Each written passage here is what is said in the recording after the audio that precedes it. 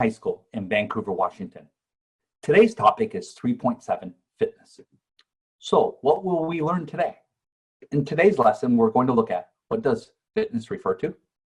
How does molecular variation within cells provide organisms with increased ability to respond to a variety of environmental stimuli?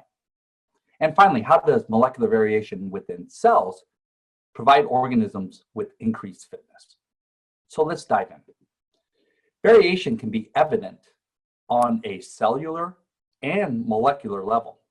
It includes differences in molecular structure, differences in molecular types, proteins, carbohydrates, lipids, etc. Differences in the number of molecules present. Variation increases fitness. Individual fitness refers to an individual organism's being able to survive and reproduce. Individual fitness contributes to a species fitness. Not every individual within a species need to show fitness for the species to continue generationally.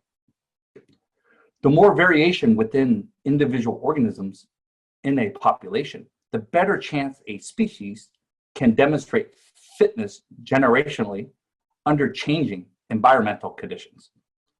So let's take a look at an example. This example is being used to illustrate the concept of molecular variation. Chlorophyll molecules vary within plant cells. Different types of chlorophyll capture light energy at different wavelengths. On the screen, you'll notice we have chlorophyll A, chlorophyll B, chlorophyll C. Each one has a different molecular structure. Greater flexibility to absorb incoming wavelengths of light is used for photosynthesis for different times of day and different times of year. Here's another example to illustrate the concept of molecular variation. The cell membrane of animal cells contain a special lipid called cholesterol, while plant cell membranes do not contain cholesterol. Cholesterol helps regulate membrane fluidity. It stabilizes the membrane structure at high temperature, and it maintains fluidity at lower temperature.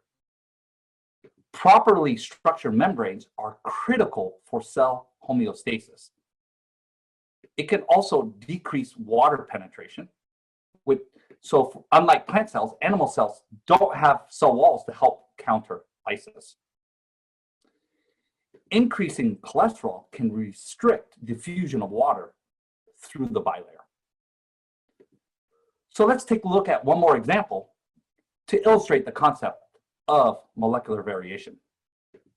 Hemoglobin is a molecule that carries oxygen in blood. There are two types of hemoglobin found in humans. There's fetal hemoglobin, or hemoglobin F, which enables efficient transfer of oxygen from the blood of the mother to the developing fetus. The other type is adult hemoglobin, or hemoglobin F, which binds to oxygen brought in by the lungs